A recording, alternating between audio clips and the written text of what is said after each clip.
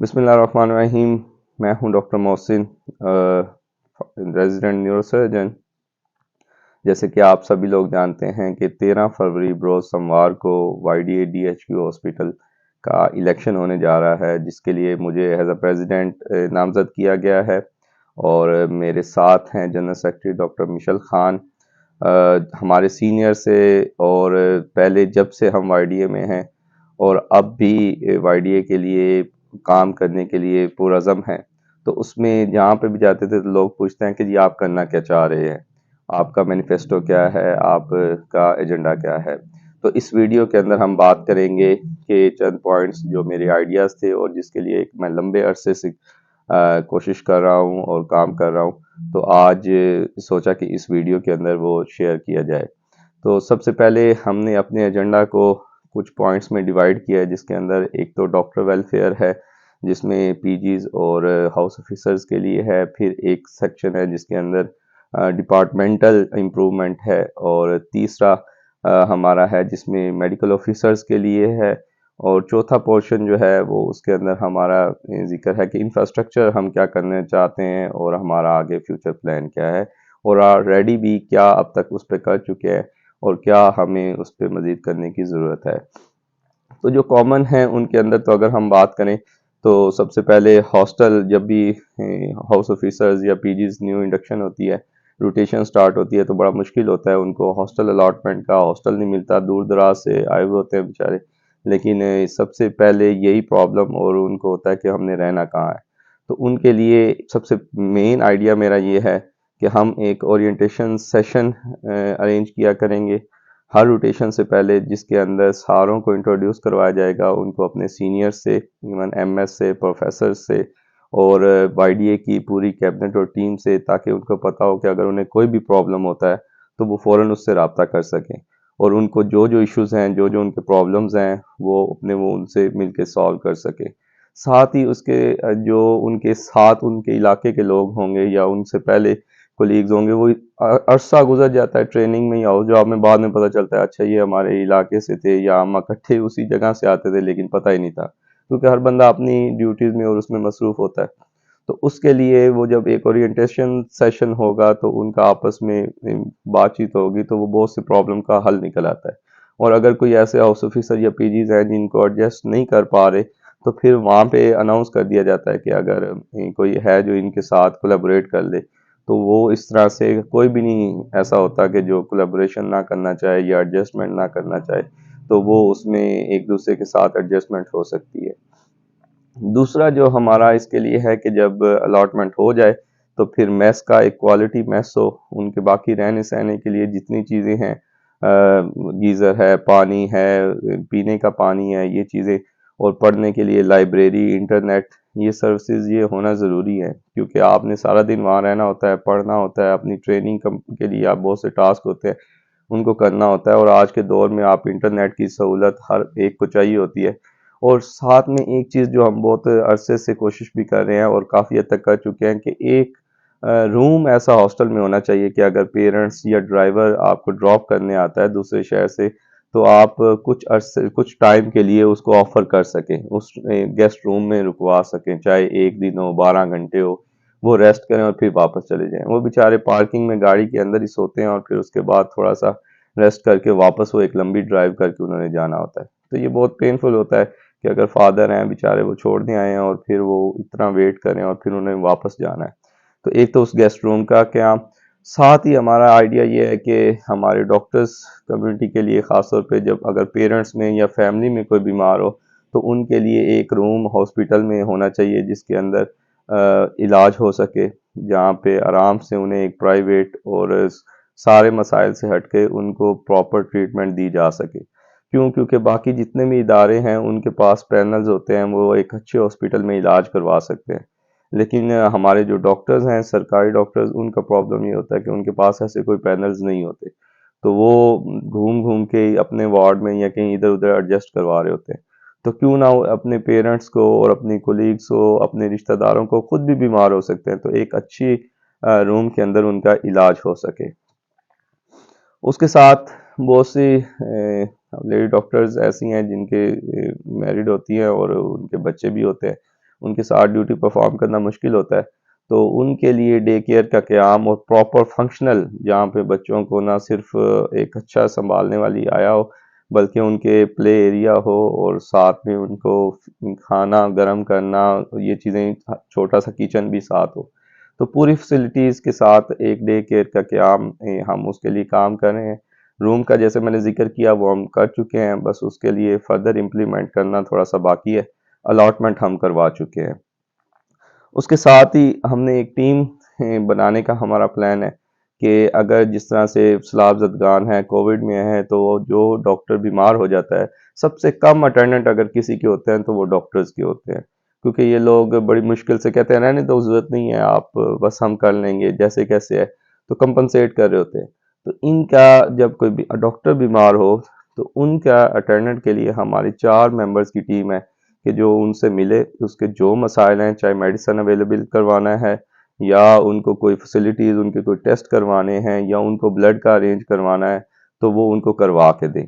और उनका जब तक ट्रीटमेंट चल रहा है उनके साथ कॉन्टैक्ट में रहें। उनको कोई भी प्रॉब्लम होता है, सिर्फ डॉक्टर नहीं, अगर किसी फैमिली, किसी के फादर का अगर मसला है तो उनकी साथ मिल के कोलैबोरेट करें और उनकी हेल्प की जाए। ये ट्रेनिंग ख़ास तौर पे जब टफ़ और स्टार्ट में होती है तो उसके अंदर चीज़ें समझ नहीं आ रही होती। तो हमारी एक टीम ऐसी है कि जो इन हाउस ऑफिसर्स, इन पीजीज़ की काउंसलिंग सेशन करें, इनको साइकोलॉजिकल सपोर्ट दे, इनको समझाए। और अगर उनका फाइनेंशियल इशू है, क्योंकि जब स्टार्ट में आते हैं तो अक्सर पे का मसला होता है, पे होती नहीं है या पे रिलीज़ नहीं होती, उसके लिए 3-3 4-4 माह लग जाते हैं। अव्वल प्रायोरिटी तो हमारी ये है कि जैसे ही आए और उसका ये पे का मसला ना हो। लेकिन इन केस अगर कुछ ऐसा हो भी तो उनको फाइनेंशियल सपोर्ट किया जाए। और हमारे पास बजट होता है, हमारे पास डिफरेंट एनजीओज़ होती हैं, डिफरेंट फोरम्स होते हैं जहाँ से हमें लोग ऑफर करते हैं कि जी आप अगर कुछ हेल्प करना चाहें या कोई डिज़र्व करना करता हो तो हमें बताएं। तो हम उनके साथ कोलैबोरेट करके हम इन अफराद की, अपनी जहाँ दूसरों के लिए करते हैं, हम डॉक्टर्स के लिए भी वेलफेयर के लिए ये काम करने के लिए हमने टीम तश्कील दी हुई है। जैसे कि अभी रिसेंटली हमारा सैलाब ज़दगान, कोविड का टाइम और एपिडेमिक्स आते हैं, तो उसके अंदर हम मेरा आइडिया है कि हम एक डिज़ास्टर सेल बनाएं जो फ़ौरन मोबिलाइज हो।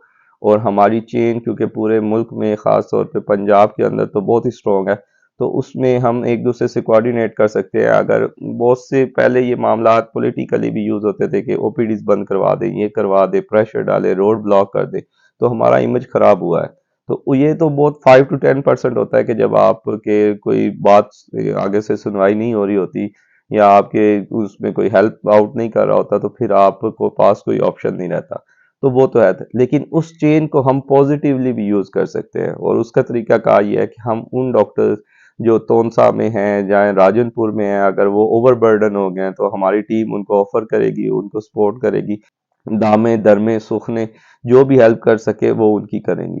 तो इस तरह का हमारा डिज़ास्टर सेल हो, साथ हमारा अवेयरनेस सेल। आपको खुद भी मालूम है कि मैं यूट्यूब पे काफ़ी तकरीबन 3 साल से काम कर रहा हूँ और 100 प्लस वीडियोस जो डिफरेंट टॉपिक्स पे ऊपर मैं कर चुका हूँ और लोगों को पब्लिक अवेयरनेस कर रहा हूँ, डॉक्टर्स के मसाइल बता रहा हूँ, उन इश्यूज़ को रेज़ कर रहा हूँ कि जिनकी वजह से हॉस्पिटल में लड़ाई झगड़े होते हैं, पेशेंट को वो चीज़ें, अटेंडेंट को पता नहीं होती और वो मलबा डॉक्टर्स पे डालते हैं और उससे लड़ाई झगड़ा होता है। तो उन पॉइंट्स पे, उन टॉपिक्स के ऊपर इस मैं वीडियो अपने चैनल पे भी ज़रूर शेयर करूँगा, तो वो आप इस चैनल का लिंक लेके देख भी सकते हैं। तो बल्कि स्क्रीन पे इस चैनल का लिंक स्क्रीन पे भी आ रहा होगा, तो वो आप देख भी सकते हैं। तो एक तो अवेयरनेस प्रोग्राम के लिए हमारा डिज़ास्टर सेल के साथ-साथ अवेयरनेस प्रोग्राम होगा कि उन रिहैबिलिटेशन फेज़ के अंदर हम उनकी अवेयरनेस कर सकें कि प्रॉब्लम्स क्या हैं, हाइजीन को कैसे इम्प्रूव करना है और वहाँ के लोकल इश्यूज़ को कैसे सॉल्व कर सकते हैं। और सॉफ्टवेयर इंजीनियरिंग के साथ हमने एक ऐप बनाने का प्लान है कि जिसके अंदर जैसे just like Bykea, just like Careem, Uber, तो उसमें वेंटिलेटर जहाँ-जहाँ अवेलेबल होंगे, वहाँ-वहाँ पता होगा कि उस ऐप के ऊपर आप सर्च कर सकते हैं कि वेंटिलेटर अवेलेबल है, इस हॉस्पिटल में है और वो पेड हैं या अनपेड है। अनपेड यानी फ्री सरकारी में है और पेड हैं कि वो प्राइवेट में, उसके क्या चार्जेज़ हैं। तो उनको सेफली कॉन्टैक्ट नंबर होगा जो उसे वो वहाँ पे शेयर कर सकते हैं और मिल सकते हैं। क्योंकि बहुत से लोग वेंटिलेटर को ढूँढते-ढूँढते हर हॉस्पिटल में एक पेज लेके फिर होते हैं कि आया आप हमारे मरीज़ को रख लेंगे, और कोई भी उसको एंटरटेन नहीं कर रहा होता। बाज़ औक़ात वेंटिलेटर होते ही नहीं है और वो इस तरह का एक लड़ाई झगड़े का बायस बन रहे होते हैं। तो इस चीज़ को भी काउंटर करने के लिए हमारे पास ये स्ट्रेटजी हमने बनाई हुई है। साथ ही हमारा एक सिस्टम जो हमारे रावलपिंडी में ख़ास तौर पे तीनों हॉस्पिटल हैं, इनके अंदर सीएमओ रूम में के अंदर आइडिया है कि कंप्यूटर हो जिस पे कॉल नोट करवाई जाए और वो ऑनलाइन ही जो डॉक्टर हैं कंसर्न उस डिपार्टमेंट से, जैसे होली फैमिली से बीबीएच, बीबीआई से डीएचक्यू, तो अगर सीटी स्कैन, एमआरआई वगैरह शेयर करके डॉक्टर से डिस्कस करना चाहते हैं तो डिस्कस हो, और उससे ये है कि पेशेंट शिफ्टिंग से पहले पता हो कि उन्हें क्या क्या पैरामीटर्स करने हैं, क्या क्या इन्वेस्टिगेशन करनी है और क्या शिफ्ट करवाना है, ऑपरेट कब होगा, और फिर फर्दर उनको प्लान दिया जाए आया शिफ्ट करवाया भी जाए या नहीं हो।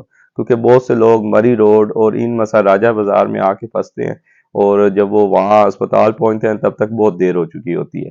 तो इसको हम कम कर सकते हैं। डॉक्टर जिनको ऑन कॉल बुलाया जाता है तो उनके लिए अगर रात को एमएलसी के लिए बुलाया जा रहा हो तो उनके लिए एक सेफ सिक्योर हमने 5-6 गाड़ियों वाले जो टैक्सी ड्राइवर हैं उनका एक हम ग्रुप बनाएंगे।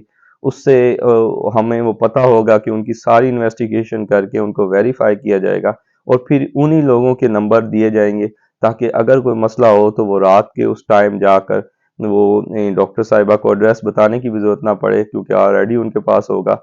वो जाएंगे, पिक करेंगे और लेके आएंगे और फिर वापस छोड़ के भी आएंगे। उनके जो भी लमसम चार्जेस होंगे वो हर बंदा पे करने को तैयार होता है और पे भी कर रहा होता है, लेकिन ये डर होता है कि पता नहीं ये कौन है, इस टाइम टैक्सी मिलेगी, किस तरह की होगी, होगी नहीं होगी। तो उन मसाइल के अंदर एक प्रॉपर एक सिस्टम अगर होगा तो उससे हम काफ़ी ज़्यादा इन मसाइल को कम कर सकते हैं। बाकी मेडिकल ऑफिसर्स के लिए हमारा प्लान है कि वो मेडिकल ऑफिसर जो अपनी ट्रेनिंग कंप्लीट कर चुके हैं लेकिन वो एमओ के रोस्टर पे काम कर रहे हैं, उन हमारी कोशिश होगी हम उनके लिए आवाज़ बुलंद करें कि वो लोग उनको एसआर के रोस्टर पे रखा जाए क्योंकि बहुत से डिपार्टमेंट में डेफिशिएंसी होती है, उन्होंने ट्रेनिंग की होती है और वो ट्रेनिंग के दौरान एज एसआर काम कर रहे होते हैं, लेकिन जब वो वहाँ से उनकी ट्रेनिंग ख़त्म होती है तो एमओ के तौर पे और सालों साल वो काम कर रहे होते हैं। तो उनके लिए ये है कि उनको थोड़ा सा रिलैक्स हो, उनके लिए मेडिको लीगल कम हो क्योंकि मेडिको लीगल वाली ये एक अलग स्ट्रेस होती है। इसके लिए अलग से लोग होते हैं जिनको इसका इंसेंटिव दिया जाता है। तो वो लोगों बेचारे ये ट्रेनिंग करने के बाद भी उसी तरह से मेडिकल ऑफिसर की जॉब कर रहे होते हैं और कभी इस डिपार्टमेंट में कभी उस डिपार्टमेंट में वो धक्के खा रहे होते हैं। तो इन अफराद के लिए हमारा ये प्लान है। गायनी के अंदर हमारी और दूसरे डिपार्टमेंट के अंदर जहाँ बहुत सी सीटें वेकेंट रह जाती हैं वहाँ पे 12-12 सीटें हैं लेकिन 2 लोग 3 लोग काम कर रहे हैं और भी इतना टाइट स्केड्यूल उनका होता है, 1 इन 3 अल्टरनेट कॉल्स कर रहे हैं, ड्यूटी आवर्स उनके बहुत ज़्यादा हैं। तो उनको कम करने के लिए कंपनसेट किया जाए, पेशेंट टू डॉक्टर रेशियो को इम्प्रूव किया जाए ताकि ये है कि उन पे लोड भी ना हो और वो अच्छा परफॉर्म भी कर सकें और एक अच्छे इन्वायरमेंट में ट्रेनिंग भी कर सकें। हॉस्टल के जहाँ तक ताल्लुक है तो हॉस्टल के अंदर मैंने जैसे बताया कि इंटरनेट लाइब्रेरी का क़याम, वहाँ अलहदा नमाज़ पढ़ने का और किचन वगैरह का प्रॉपर सिस्टम हो और सेफ सिक्योर पार्किंग हो डॉक्टर्स के लिए, उसके लिए हम काम कर रहे हैं और अपनी आवाज़ भी बुलंद कर रहे हैं। Last but not the least, ER के अंदर जो है सिक्योरिटी सिस्टम और वार्ड्स के अंदर security system, one attendant policy को इम्प्लीमेंट करना, ये हमारे एजेंडा में शामिल है। आखिर में ये कहता चलूं कि ये सब काम, ये सब आइडियाज़, ये सब बातें तभी पाया तकमील तक पहुंच सकती हैं अगर आप हमारा साथ देंगे, अगर आप बरोज़ सोमवार अपने हक की खातिर वोट देने के लिए निकलेंगे बगैर ये सोचे कि मैं पोस्ट कॉल हूँ या मैं बहुत बिजी हूँ। आपने अपने लिए 5 मिनट ज़रूर निकालें, वोट डालें और हमारा इंतखाबी निशान है Anbu bag. Anbu bag rescue करने के लिए होता है और ये वो डिवाइस है जब इंसान दुनिया में आता है सबसे पहला कांटेक्ट एम्बू बैग से होता है और सबसे आखिरी कांटेक्ट भी एम्बू बैग से होता है। तो आपने देखना है कि इन 2 पॉइंट्स के दरमियान जो आपकी ज़िंदगी है, आपने किस कदर आप पे यूज़ हुआ, लेकिन इस दौरान इस ज़िंदगी के अंदर आपने कितने लोगों को रेस्क्यू किया। तो कोशिश करें कि ज़रूर अपना हक और हमारे साथ शाना बशाना हाथों में हाथ मिलाकर आप आगे बढ़ें ताकि हम अपनी डॉक्टर कम्युनिटी के लिए, इनकी वेलफेयर के लिए काम कर सकें और मज़ीद आगे तक अपनी आवाज़ को बुलंद कर सकें।